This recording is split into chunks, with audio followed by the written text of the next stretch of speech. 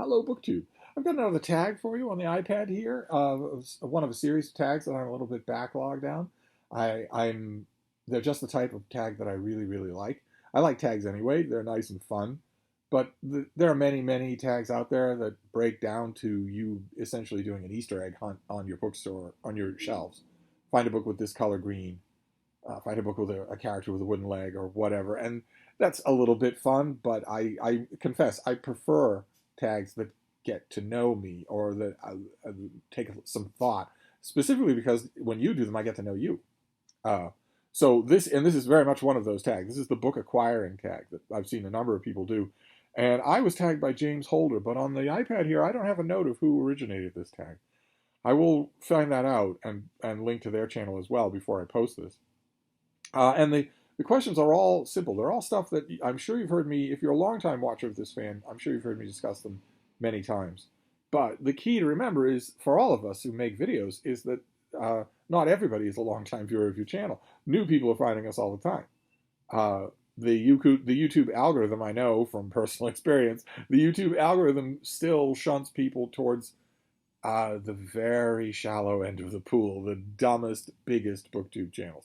But more and more, a little bit of digging, far less digging than was necessary 6 years ago, will get you a whole panoply of completely different channels. And so people are finding them. So the repetition is to the point here. So question number one is, do you plan your book purchases ahead of time or do you impulse buy?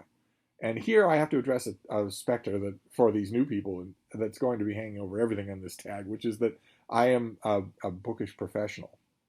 I'm a book reviewer, and I have been for a long time. I'm a book section editor for a newspaper, and I'm a book columnist. So essentially what I'm trying to get at here is that a lot of these questions, I think, are looking in the direction of your relationship with book acquiring in a retail bookstore for retail prices. And retail book prices are eye-watering. They're unbelievably expensive. So for something that most people are going to use only once, and that is, it's a crime.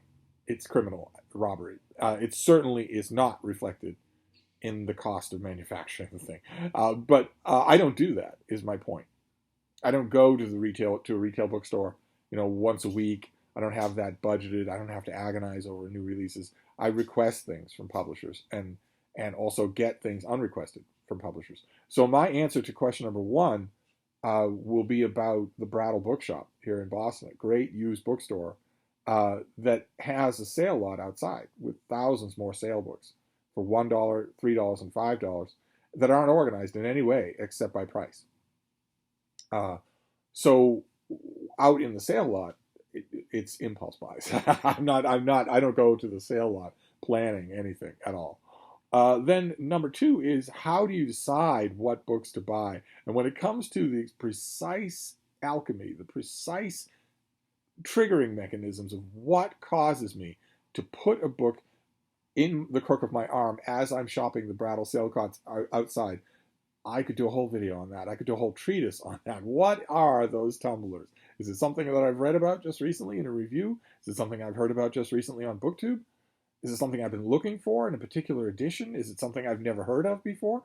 Slowly, as I'm going around those carts, I am filling the crook of my arm. Those of you who've been booksellers will know what I mean. You're slowly building a stack of books in the crook of your arm because the shop itself is around the corner and through a door. So you don't want to be going around the corner and inside the shop to put each book you find from the sale carts on hold until you have a pile and you're just going back out and then back in again and back out. What you usually accumulate all of your finds. I usually accumulate all of my finds along my arm. And what determines what will go there? Oh, I think it's a little bit of all of those things. Then number three is, what is your philosophy on where you shop? Online versus in person, large versus small, physical, digital or audio, new release versus used, etc. My philosophy, like I mentioned, is shaped by my circumstances.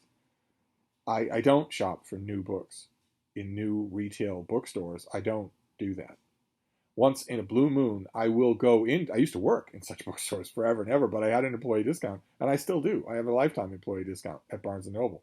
But even with that discount, I books are so overpriced that I will every once in a while go into one of those bookstores and to a Barnes and Noble, the one Barnes and Noble that's left in Boston, and browse around.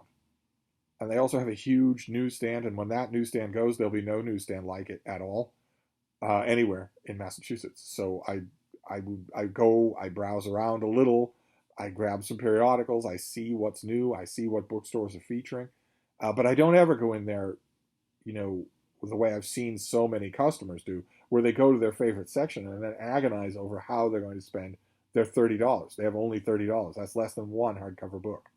So how are you going to do that? Well, you know, which one are you going to pick of the five that you want? I don't ever do that.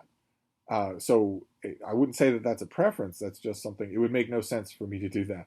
And ebooks, well, publishers learned a lesson from the pandemic. They learned that they could send ebooks out to everybody without being in the office, without having any stock being brought up from the warehouse or the loading dock or anything like that, without doing anything like that in person. They could do that, and most of them have not unlearned that.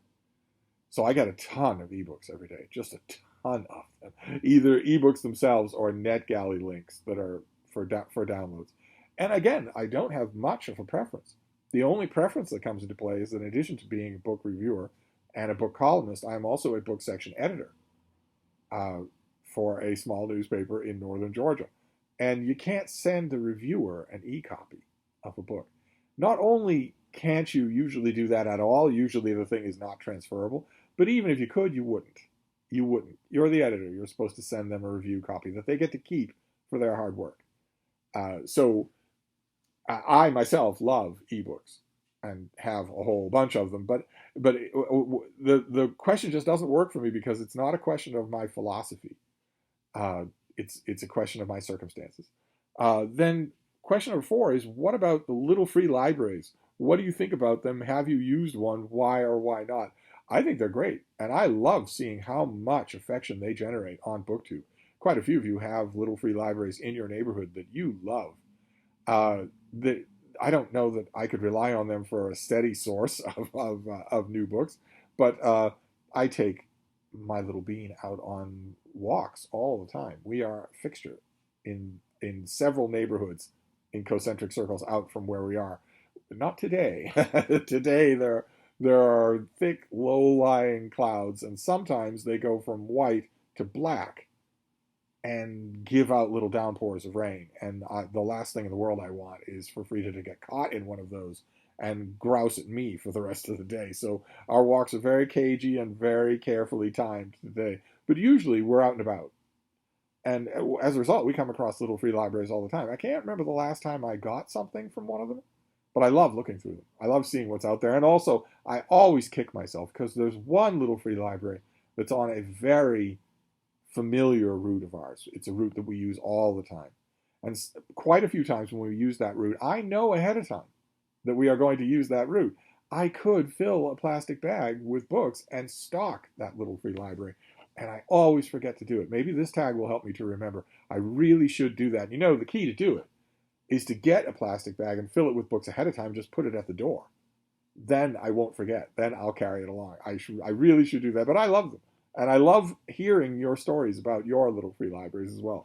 Uh, the only Steve story that I have about a little free library is a little embarrassing. One time, Frida and I were out on an enormously long walk.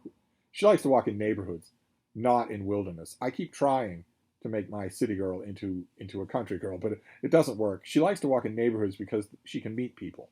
She likes to meet people and, you know, brush against them and stand up on their legs so that they fuss over her and pat her and tell her how pretty she is. She's not all that wild about other dogs, but she loves meeting humans.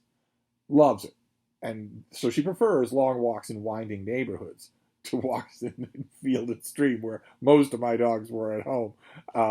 And one time we were walking in a neighborhood we'd never been in before, and we'd been out for a while, so my little plastic bag was full, if you know what I mean.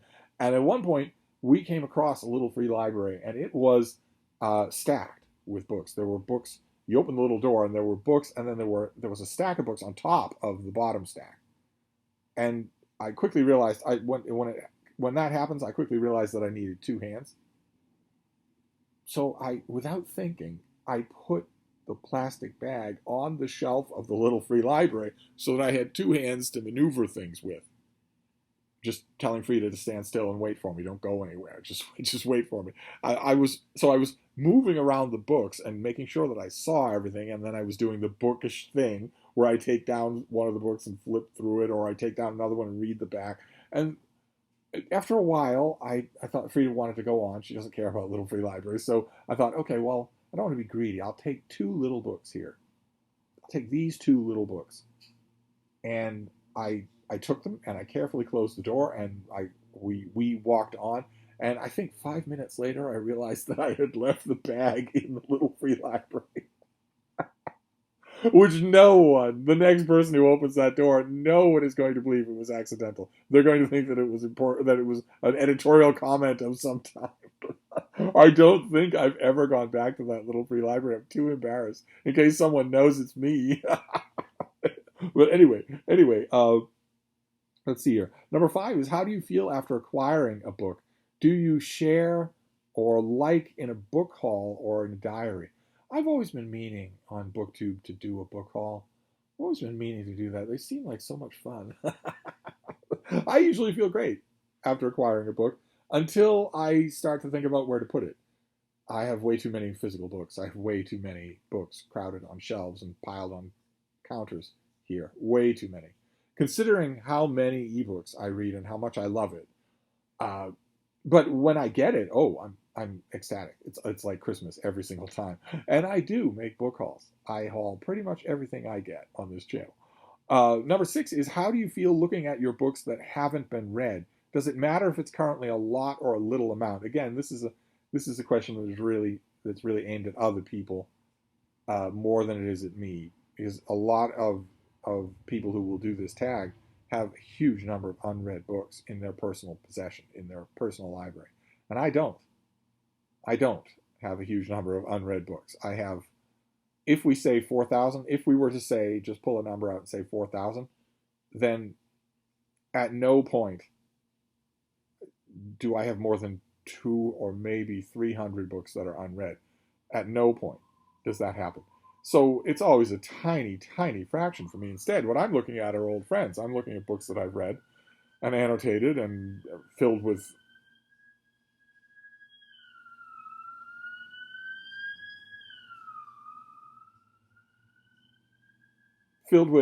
editorial content and whatnot, but that I know well and all. It's only a tiny handful of books that I haven't read. Number 7 is, how do you decide what number of unread books is the right amount? Again, I'm not one of these people that agonizes over their unread books and agonizes over their TBR. That is a very active loading zone for me. I am reading a lot all the time, so I don't ever agonize over it. Let's see here. Number 8 is, do you have a TBR game or process for reading them? I don't have a game, no, but I do have a process. Yes, because a large part of my reading, a large percentage of my reading is reading new releases of forthcoming books. And I'm trying not to do that willy-nilly. I try to do that in roughly systematic order. So that, like for instance, we're on the first day of April. I would try in the month of April not to read any July or August books, but instead to concentrate on April and May and maybe at the outside June. But not to go further afield than that when there are so many closer books that I'm going to be responsible for that are right here. So that the plan is chronological for me. Number 9 is, do you have a book buying problem? If so, what is the nature of it and can it be adjusted? My book buying problem, I don't have a book buying problem, but I do in one sense, because my book buying problem is that I still love the activity of going to thrift shops, going to the Goodwill, going to the Brattle Bookshop. I still love the activity. I still love the hunt in a used bookstore. I still love the thrill of the hunt. You've got a field of books. You have a limited amount of time. You're going to look at them all, and what will you find? Will you find something tremendous, something that makes you just have that little squidge on the inside? I still feel that way. I still love those feelings. I still even prioritize those feelings, but those feelings are no longer accurate to my daily life, to my reading experience. My reading experience is mostly digital. Rereading experience is 100% digital, almost 100% digital. In fact, the only rereading that I do that isn't digital is the rereading of physical books that I do that I feel like I have to do because I just got them, because I just bought them at the Brattle or elsewhere. So I don't have a book buying problem, but I definitely have a book possessing problem. I need to figure out my bookish possessions. I need to do that. Maybe this summer I will do that for real. We shall see. Then number 10 is tag two or three others to ponder their book buying process. This tag has been making the rounds. I tag all of you who have done it, who haven't done it. I want to know, obviously, I'm a nosy Parker. I want to know your answers to all of these questions. What's the matter, baby? What you doing? What you doing? Do you want to get down? Now, are you going to go all the way down to the floor, or are you just going to go to me? Here, let me give you both options. Do you want to come just down here to me? Oh, sorry. Hold on a second here. We got little drama playing out here. Okay, you're not going to go any further. You happy where you are? All right. Okay. She just stopped right next to me. She didn't go down to the floor. My point was, I tag you all. I know that's a lameoid thing to do, but I tag anybody who hasn't done this. I want to hear your answers to all of this. And number 11 is, know you are awesome just as you are. Being a book lover is amazing. Well, yes, of course I'm awesome, just as I am. I'm a massively important, sexy influencer. How could I not be awesome? But anyway, that was the book acquiring tag. A huge amount of fun. If you haven't done this, do this because I want to see it. So I'm going to wrap this up, and I will do, I think, another tag tomorrow. I will see you then. Thank you, BookTube.